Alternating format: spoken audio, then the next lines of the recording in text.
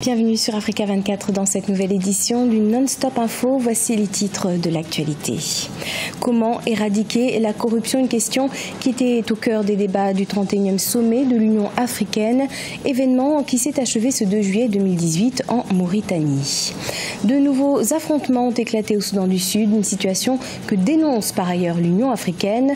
L'organisation réfléchit à d'éventuelles sanctions contre les belligérants. Et puis en Guinée, les efforts entamés par le gouvernement en vue de concrétiser son plan de développement économique et social récoltent leurs fruits. Des efforts salués à l'échelle internationale en attestent le financement supplémentaire d'un montant de 110 millions de dollars octroyé par le Fonds monétaire international. Le 31e sommet de l'Union africaine s'est achevé ce 2 juillet 2018 à Nouakchott en Mauritanie, placé sous le thème « Remporter la lutte contre la corruption, une voie durable vers la transformation de l'Afrique ». L'étude du rapport de la Commission de l'Organisation sur la corruption a été l'un des principaux points d'orgue de cette rencontre. Explication Ibrahima Dioumaba. L'année 2018 a été proclamée comme l'année africaine de la lutte contre la corruption. C'est dans ce contexte que le sommet des chefs d'État et de gouvernement de l'Union africaine s'est tenu les 1er et 2 juillet 2018 à Nouakchott, en Mauritanie, sous le thème « Remporter la lutte contre la corruption, une voie durable vers la transformation de l'Afrique ».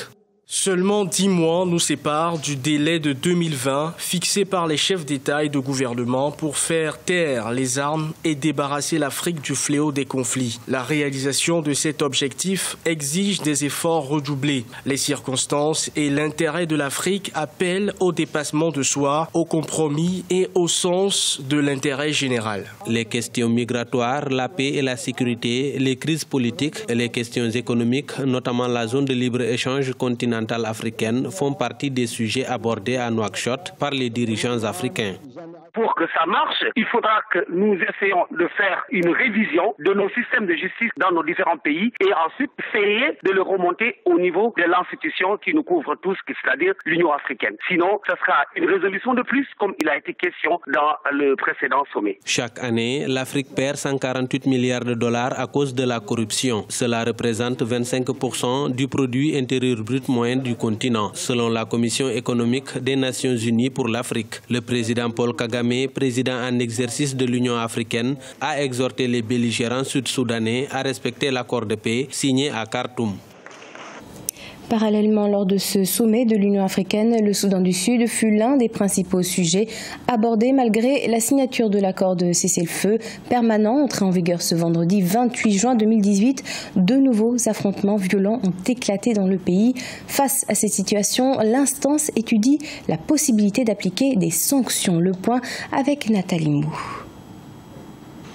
Le cessez-le-feu au Soudan du Sud est de nouveau rompu depuis le 30 juin dernier. Face à cette situation, l'Union africaine envisage des sanctions contre les leaders des principaux groupes rivaux du pays. Le Conseil de paix et de sécurité doit prendre les mesures qui s'imposent, a appelé le président de la Commission de l'Union africaine, Moussa Faki Mahamat. Des mesures qu'il reste encore à définir.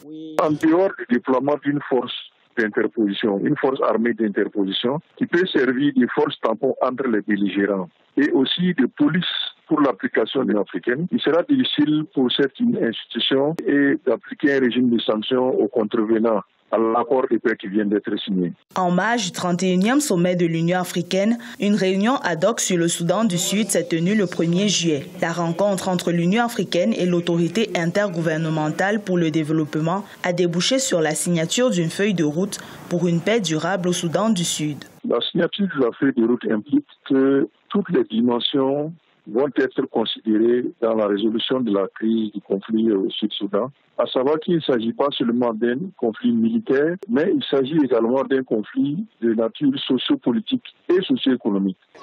Les autorités sud-soudanaises ont dressé un bilan de 25 victimes civiles depuis la reprise des affrontements. Des combats intervenus 72 heures après la signature d'un cessez-le-feu permanent entre le président Salva Kiir et Riek Machar le 27 juin à Khartoum.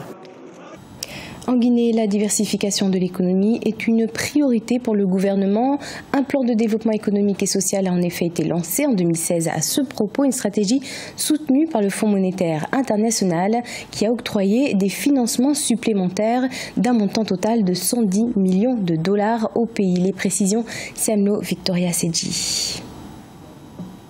La Guinée a paraphé avec la Banque mondiale 2 accords de financement de montant de 110 millions de dollars. Parmi ces fonds, 2 dons cumulés de 57,5 millions de dollars. Ces financements sont destinés à renforcer le système sanitaire du pays et favoriser son intégration financière dans la zone CEDEAO. Ça pourra permettre à la Guinée de bénéficier des infrastructures sanitaires de qualité. Parce que la Guinée a des bons médecins, mais ce qui fait défaut, d'abord, c'est les infrastructures sanitaires et deuxièmement, le matériel. Ces fonds viennent s'ajouter à un financement de 24 millions de dollars déjà accordé par le Fonds monétaire international la mi-juin. Une partie de ce financement devrait permettre de conduire un programme dit d'identité unique conduit par les mécanismes d'appui au développement en Afrique de l'Ouest. L'identification unique pour l'intégration et l'inclusion régionale en Afrique de l'Ouest, il faut le rappeler d'abord, vise à établir un système d'authentification de base solide avec des procédures d'identification qui pourront permettre une certaine reconnaissance mutuelle dans l'espace de la CEDEAO. Sur la période 2018-2019, la croissance économique de la Guinée sera de 6,2% contre 6,4% en 2017 selon la Banque africaine de développement. Depuis décembre 2017, la Guinée est autorisée par le Fonds monétaire international à emprunter 650 millions de dollars non concessionnels sur une période de 3 ans. Une mesure dont l'objectif est de soutenir le plan de diversification de son économie. Les rhinocéros noirs sont en voie d'extinction. Néanmoins, ces animaux peuvent compter sur le service kényan de protection de la faune pour tenter de les préserver. Ainsi, 14 rhinocéros noirs ont été déplacés au parc national de Tsavo-Est au Kenya. Une opération qui a duré 3 semaines et qui vise à créer un espace plus sûr pour cette espèce menacée. Nelly Claude Ebessa.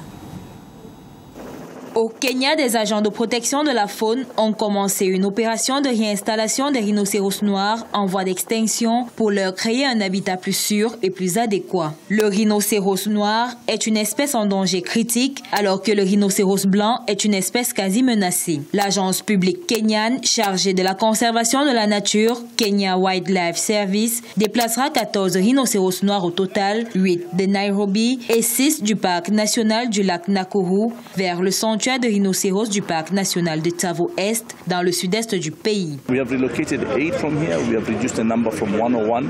Nous avons réduit de 101 le nombre de rhinocéros noirs parce que le parc national de Nairobi ne peut en contenir plus. Nous avons également déplacé 8 autres rhinocéros noirs du parc national de Nakuru et le total de rhinocéros noirs présents dans ce parc est de 76. Nous allons donc en prendre 6 là-bas et maintenir les 70 autres dans le parc. Le parc national de Tsavo, quant à lui, est immense. Il fait presque 19 000 km² et nous allons progressivement relocaliser plus de rhinocéros dans cette région.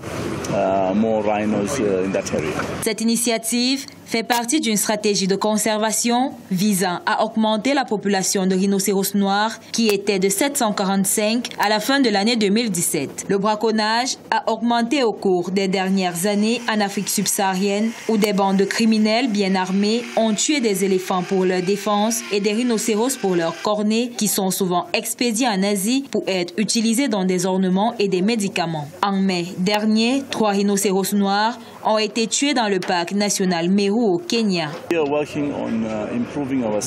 Nous travaillons à l'amélioration de notre surveillance en utilisant la technologie, car les humains peuvent aussi être un facteur de braconnage et aussi de négligence. Donc nous nous concentrons sur l'utilisation de la technologie pour gérer la faune à l'intérieur des parcs nationaux. Selon Kenya Wildlife Service, le pays comptait 1041 rhinocéros noirs et blancs en 2014. En 2017, on n'en comptait que 745 rhinocéros recensés, des statistiques qui risqueraient de s'amenuiser davantage si rien n'est fait pour protéger cette espèce en voie de disparition. Ce journal a été préparé par l'ensemble de la rédaction. Merci de nous avoir suivis. Dans quelques instants, une nouvelle édition de l'actualité sur Africa 24.